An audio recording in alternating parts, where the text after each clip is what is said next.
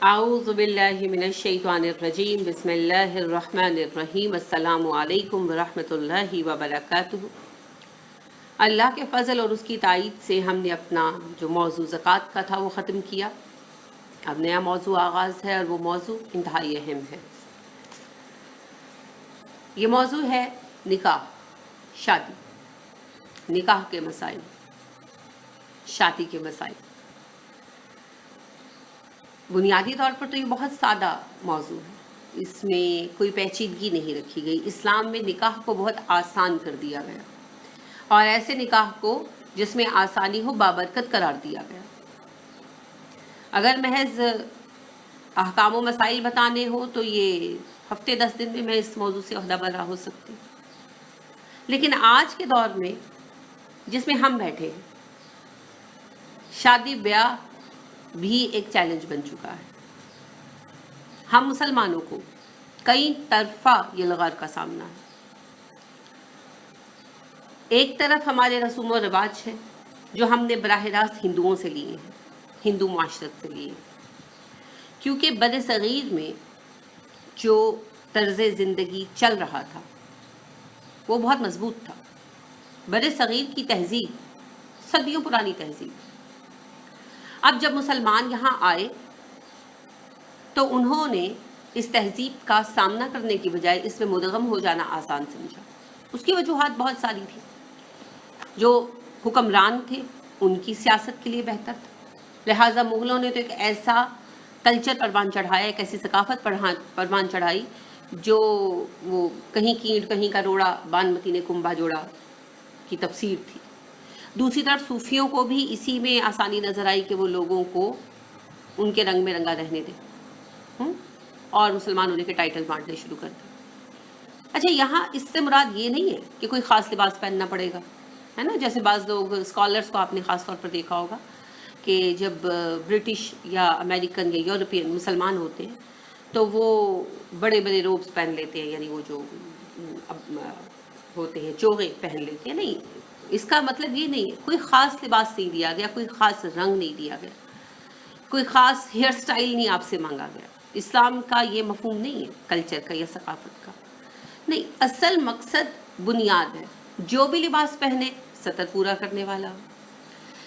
شادی بیاہ جہاں بھی کریں آپ اسلام کے ثقافتی اصولوں کے مطابق کریں۔ اسلام کا ثقافتی اصول کیا ہے؟ عرب کی رسمیں، یعنی موسیقی بجے گی اور عرب موسیقی بجے گی تو اسلامی ہو جائے گی شادی؟ نہیں، یہ مراد نہیں ہے۔ یا جو عرب میں رسمیں کی جاتی ہیں وہ کی جائیں گی تو شادی اسلامی ہو جائے گی؟ نہیں، یہ مراد نہیں ہے۔ شادی سادگی کے ساتھ ہو اور اللہ کی نافرمانیوں سے بچی ہوئی ہو، یہ ہے اسلام کی ثقافت۔ اسی طرح انسان خواہ وہ مرد ہو یا عورت اپنی زندگی کو اسلام کے سانچے میں ڈالے، ٹھیک ہے، تقویٰ کے اوپر زندگی گزارے۔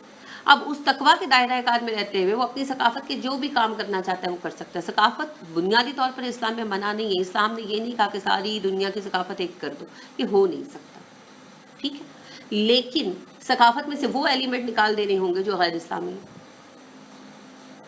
ہم نے یہ کام نہیں کیا، بلکہ ہم نے غیر اسلامی ایلیمنٹس کو اسلامک سائز کرنے کی کوشش کی، لہٰذا ایک نئی مذہب کھڑا ہو گیا جو آج بھی رائج ہے۔ جیسے میتوں کے موقع پر بر صغیر میں لمبے لمبے ماتم ہوا کرتے تھے، پھوڑیاں ڈالی جاتی تھی۔ ہم نے بجائے اس کو روکنے کے کیا کیا؟ ہم نے پل ایجاد کیے، جمعراتیں ایجاد کی، اور چیلم اور سالانہ ختم ایجاد کر دی۔ مندروں میں اور جو ان کے پنڈت وغیرہ پروہت وغیرہ ہوتے تھے وہ جب مر جاتے تھے تو ان کے لیے وہ یادگاری میلے قائم کرتے تھے اور دھمالیں اور سارا کچھ ہوتا تھا۔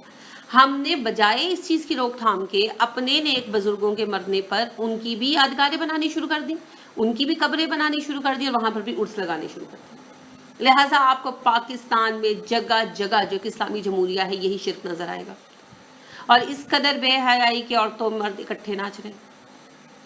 کوئی سوال کرنے والا نہیں کہ یہ کون سے دین پر عمل ہو رہا ہے، یہ کون سا اسلام ہے، کوئی پوچھنے والا نہیں۔ شادی بیاہ کے موقع پر جتنی رسمیں ہیں ہم نے انہیں ایز اٹ از لے لیا۔ وہ گیتا کے سائے میں بھیجتے ہم نے قرآن اٹھانا شروع کر دی۔ ساری رسمیں وہی، چاول پھینکوانا، دودھ وار کے پلانا اور پتہ نہیں کیا کیا۔ کہنے کا مقصد یہ کہ ایک طرف یہ ثقافتی الغار تھی جس کے سامنے ہم نے ہتھیار ڈال دیے. اسلام میں کوئی کمزوری نہیں ہے. اسلام ایک جیتا جاگتا نظام زندگی ہے. اگر اسے پیش کیا جائے تو کوئی وجہ نہیں ہے کہ افراد اس کو قبول نہ کریں، کیونکہ یہ زندگی کو بہت ہلکا کرتا ہے، یہ وقت بچاتا ہے، پیسہ بچاتا ہے، انرجی بچاتا ہے، اور زندگی کو آسان کرتا ہے. اور ہر انسان آسانی چاہتا ہے. خصوصاً آج کے دور میں تو ہر بندہ ترس رہا ہے کہ زندگی میں تھوڑی سی آسانی آ جائے، کیونکہ وقت بھی کم ہے، پیسہ بھی کم ہے، اور زندگی جسموں کی قوت بھی جو ہے نا وہ کم ہے. پہلے زیادہ انرجیٹک تھے لوگ، اب آپ دیکھیں جیسے جیسے اگلی نسلیں آ رہی ہیں وہ اتنی زیادہ کمزور ہوتی جا رہی ہیں. وہ یعنی ایک اور موضوع ہے، وہ اگر رزق پر انشاءاللہ بات کی توفیق ہوئی تو کریں گے. لیکن بہرحال فزیکلی اگلی نسلیں کمزور ہوتی جا رہی ہیں، تو قوت کار بھی کم ہے انسان کی. اور ان سارے مسائل کی وجہ سے ہر بندہ سہولت چاہتا ہے. اور سہولت اسلام میں، اسلام اللہ کا بنایا ہوا مذہب ہے نا، اللہ کا بنایا ہوا طریقہ زندگی ہے. یہ اللہ نے ہمیں زندگی کا پیٹرن دیا ہے. تو وہ رب کائنات ہے، وہ جانتا تھا کہ 2017 میں جا کر کیا حالات ہونے، اور 22ویں صدی میں پہنچ کر کیا حالات بننے، بندے نے کتنا کمزور ہو جانا ہے، کتنا مجبور ہو جانا ہے. تو وہ حالات دو، وہ اصول دو کہ جن پر ہر حالت پہ بندہ عمل کر سکے. ٹھیک. اب جہیز بھی ایک مصیبت شادی کے لیے، اسی لیے تو بیٹیاں پیدا ہونا بری لگتی ہیں. دوسری طرف کیا ہے کہ ہم نے اپنے ہندو معاشرت کے جو اثرات قبول کیے، ان کے تحت دوسری شادی بڑی معیوب سمجھی جاتی ہے، چاہے وہ ضرورت ہی ہو، کسی کی اولاد نہیں ہو رہی، یا بیوی مر گئی ہے، یا عورت کا شوہر مر گیا. دوسری شادی تو اتنی ناپاک چیز ہے، خدا نخواستہ کہ او ہو بڑی گندی عورت ہے دوسری شادی کرنا چاہتی ہے، بیوہ ہے بیچاری، لیکن چونکہ دوسری شادی کی خواہش مند ہے تو بہت بری عورت ہے. اور یہ بندہ جس کی بیوی مر گئی یا بیوی نے طلاق لی دوسری شادی کرنا چاہتا ہے، او ہو بڑا گندا آدمی ہے. یعنی آپ کسی سے یہ بات کہیں کہ اس شخص کو یا اس خاتون کو دوسری شادی کرنی ہے، رشتہ بتا دیں، تو ایسے لگتا ہے جیسے آپ نے کوئی گندی بات کری ہے. لوگ ایسی ناگوار نظروں سے آپ کو دیکھتے ہیں. دوسری شادی کے لیے ہمارے ہاں بوڑھی کر لیں گے بچیاں بٹھا کر، لٹرلی بوڑھی کر لیں گے. 45 سال کی عورتوں کو ایسے مرد سے نہیں بیاہیں گے جو دوسری شادی کر رہا ہے، اور چاہے اس کی پہلی بیوی مر بھی چکی ہو. یہ سب اثرات ہندو معاشرے کے جو ہم پر آئے. ہم نے انہیں قبول کر لیا، ہم ڈر گئے. اسلام نہیں ڈرا، اسلام میں کوئی کمزوری نہیں. ہم نے اسلام کا اصل چہرہ ہی نہیں دکھایا. مجھے یہ کہنے دیجئے کہ اسلام کی اصل تعلیمات زور و شور کے ساتھ اب آ رہی ہیں. پہلے چند لوگ پیش کرنے کی کوشش کرتے رہے مگر ان کی آواز دبا دی گئی. حکومتی سطح پر بھی مغل امپائر کے دوران جو پروپیگنڈا تھا وہ کچھ اور تھا، ٹھیک ہے نا، ان کے سیاسی مقاصد تھے. پھر تصوف کو یہاں بہت جو ہے وہ ملا، پذیرائی ملی، کیونکہ وہ ہندو ذہنیت کے ساتھ چلتی ہے نا. ان کی جو ایک ہے مذہبی نفسیات جس میں دنیا کو چھوڑ دینا، ترک دنیا بہت ہے، تو اس کو بہت میچ کرتی ہے تصوف کی ذہنیت. اس وجہ سے تصوف کو یہاں بہت گلے لگایا گیا. یہاں کے لوگوں نے بڑی اچھے طریقے سے اس کو قبول کیا، مگر تصوف نے بھی اسلام کو بہت زیادہ غلط انداز میں پیش کیا، اور یعنی اس کی بہت عجیب سی شکل بنائی. اب ان ساری دھول گرد کو جھاڑ کر جب اب صحیح تعلیمات لائی جا رہی ہیں تو مسلمان ہی حیران ہو کر پوچھتے ہیں کہ اچھا ایسے احکامات ہیں اسلام میں. اب ایک طرف تو یہ صورتحال ہے، پھر اسی ہندوانہ جو تہذیب کے اثرات ہیں اس میں میاں بیوی کے تعلقات کو بھی معیوب سمجھا جاتا ہے، کیونکہ ترک دنیا بنیاد ہے نا. ایک طرف تصوف کا اثر، ایک طرف ہندو معاشرت کا اثر، جس میں ہندو معاشرت کا اثر زیادہ گہرا ہے. تو میاں بیوی کے تعلقات کو بھی اتنا معیوب سمجھا جاتا ہے کہ لوگ زواجی تعلق کو اٹ سیلف برا اور گندا سمجھتے ہیں، جس کی وجہ سے زندگیوں میں کوئی حسن، کوئی خوبصورتی نہیں ہے. جو جوڑے ہیں، جو کپلز ہیں، جو میاں بیوی ہیں، ان کے باہمی تعلقات اچھے نہیں ہیں.